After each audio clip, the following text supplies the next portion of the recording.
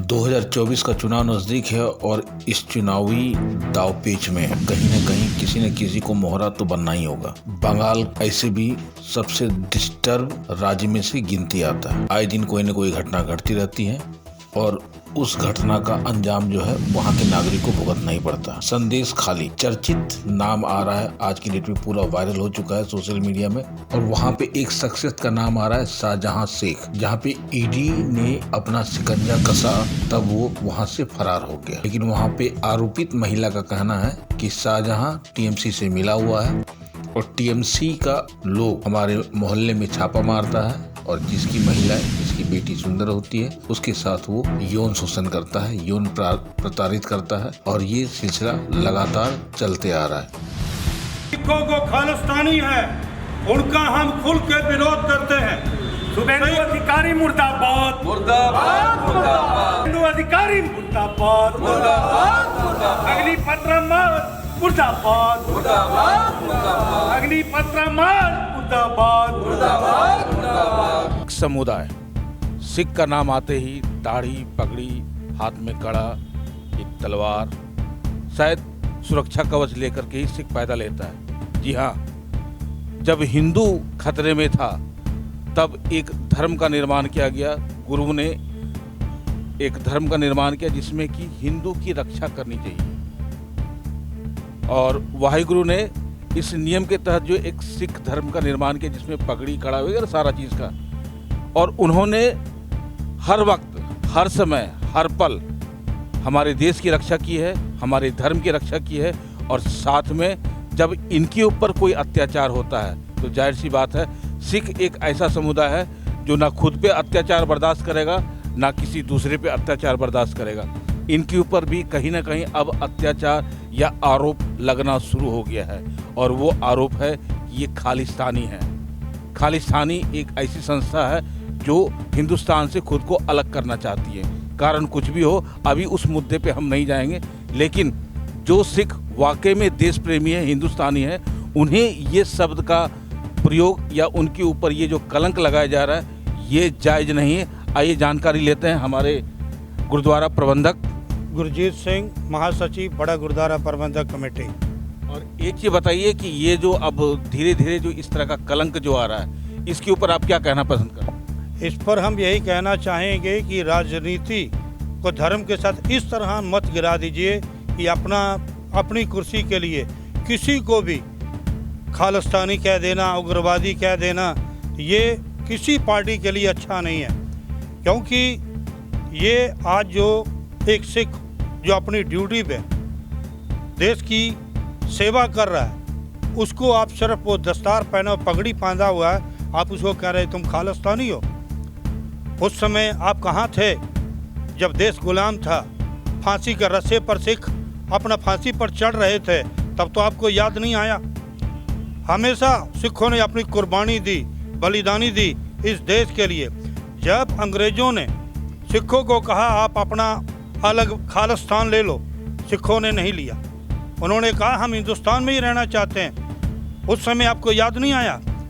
सिख हमेशा इस देश के लिए सबसे पहले देश को देखते हैं। जितनी कुर्बानी, जितना जज्बा देश के लिए सिखों में है, मैंने कहीं और नहीं देखा।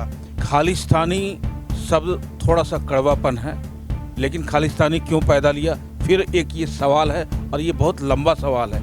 लेकिन अभी जो लिटिगेशन लगा हुआ है, आइए जानकारी लेते हैं। हमारे बीच में चलिए प्रेसिडेंट महोदय हैं और इनसे पूछते हैं कि ये शब्द का जो प्रयोग हुआ है आखिर इसके पीछे क्या कारण है। ये जो बंगाल में धरना प्रदर्शन चल रहा है, दफ़ा 144 भी वहाँ पर लगा हुआ है। वहाँ पर आईपीएस अधिकारी जसप्रीत सिंह का ड्यूटी था, जिन्होंने ये धरना प्रदर्शन को आगे बढ़ने से रोकने के लिए अपने पुलिस अधिकारियों को बोला कि इसको रोको। तो उसी में बंगाल का एक नेता जो है आके बोलता है कि आप उग्रवादी हैं। क्या उग्रवादी इसलिए नज़र आता है कि हमारी पगड़ी से? हम हर टाइम हिंदुस्तान के साथ जुड़े हुए हैं और जुड़े हुए रहेंगे। जब भी कभी हिंदुस्तान पे विपदा आएगी सबसे पहले हम लोग खड़े होंगे। ये जो उग्रवादी कहने वाले हैं ये भागते हुए नज़र नहीं आएंगे, लेकिन हम अपनी बेइज्जती भी बर्दाश्त नहीं करेंगे। हम आज आपके सामने बोल रहे हैं कि हमारी अगर ये मांग पूरी हुई, उस आदमी ने माफ़ी मांगी, ठीक है, नहीं तो यहाँ से हम बसें भर के कलकत्ता भी जाएंगे, हम पीछे नहीं हटेंगे।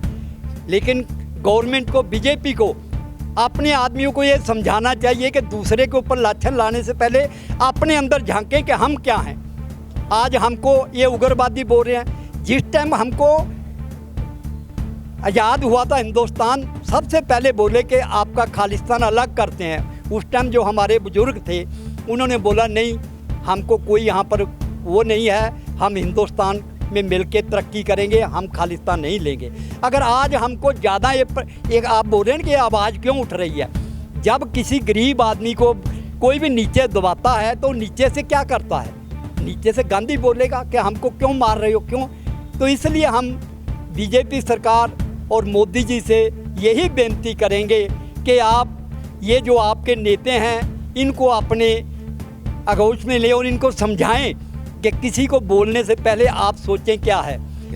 सबसे पहले मैं जो बंगाल में 20 तारीख को नेता प्रतिपक्ष बंगाल के शुभेंदु अधिकारी, वे शुभेंदु अधिकारी नहीं, वो भ्रष्टाचारी हैं, और भ्रष्टाचार में जब वो लिप्त थे तो ये भाजपा के वॉशिंग मशीन में घुस करके टीएमसी से छोड़ के, पल्ला छोड़ के वे भाजपा ज्वाइन कर लिए।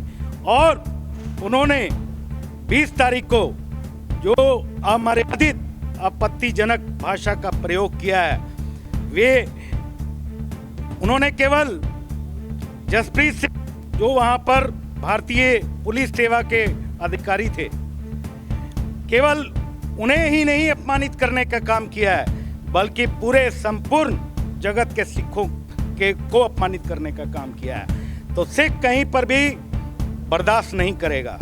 और हम मांग करते हैं कि ममता सरकार से और एडीजी पुलिस बंगाल से कि त्वरित 295A के तहत उन्हें गिरफ्तार करे और उन्हें सलाखों के पीछे भेजने का काम करे।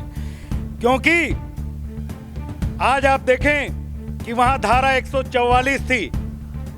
उस पुलिस पदाधिकारियों को मैं सैल्यूट करता हूं जिन्होंने अपने कर्तव्य निष्ठा और कार्यशैली का प्रदर्शन करते हुए इतने उग्र प्रदर्शन को भी उन्हें मोर्चा संभाला रखा।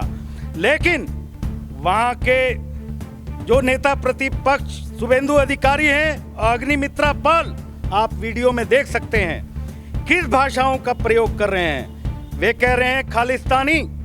एक व्यक्ति को, किसी भी व्यक्ति को, किसी की जात, धर्म, वेशभूषा के तहत उसे अमर्यादित अपशब्द नहीं बोला जाना चाहिए।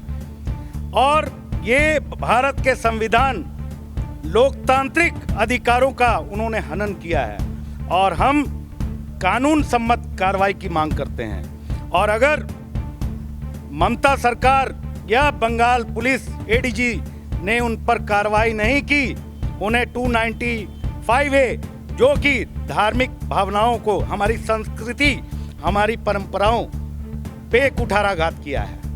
आए दिन आप देखें यह जो अन्याय काल चल रहा है 10 वर्ष का, सर्टिफिकेट भाजपा के नेता बांट रहे हैं। कभी कोई मुस्लिम अगर आवाज उठाता है तो उसे पाकिस्तानी कह देते हैं। कभी कोई झारखंडी अगर कोई आवाज उठाता है तो उसे नक्सलवादी कह देते हैं। कभी कोई आदमी बेरोजगारी जो चरम पे है, रोजगार के लिए आवाज उठाता है, उसे भ्रष्टाचारी कह देते हैं, उन्हें देशद्रोह कह देते हैं। तो इस तरह की भाजपा बाज आए, जो बीज ये बो रहे हैं। आपने देखा कि लोकतंत्र के मंदिर में भी विदुड़ी, जो इनका दिल्ली से सांसद है, किस प्रकार का लोकतंत्र के मंदिर संसद में उन्होंने अपशब्दों का प्रयोग किया। आज उसी के तहत कोई केंद्र में बैठी ये गूंगी बहरी सरकार कानों में तेल डाल के सोई हुई है, जिसके कारण इनके जो नेता हैं, जो नफरत का बीज इन्होंने जमीन में बोया है, आज इनके जो नेता हैं वे उग रहे हैं, वो बोल रहे हैं। और हम आज बैठने वाले नहीं हैं, क्योंकि वो पुलिस पदाधिकारी, उन्हें शाबाशी देनी चाहिए थी कि आपने इतने कर्तव्य निष्ठा के साथ इतने उग्र आंदोलन को भी आपने संभाला और वे अपनी ड्यूटी निभा रहे थे, लेकिन उन्हें खालिस्तानी पहरावे के चलते, पगड़ी के चलते उन्हें अपमानित करने का काम किया गया। और वो अग्निमित्रा पाल जो विधायक है, वो क्या कह रही है? चटुकारिता। आप लोग चटुकार हो, आप लोग चटुकारता करके पद पाए हुए हो, कभी टीएमसी में रहते हो, कभी बीजेपी में चले जाते हो। तो इसलिए आप नैतिक जो जिम्मेवारियों का जनहित के लिए आपको जनता ने चुना है, आप जनहित का कार्य करें, किसी के संवेदनाओं को ठेस पहुंचाने का काम न करें।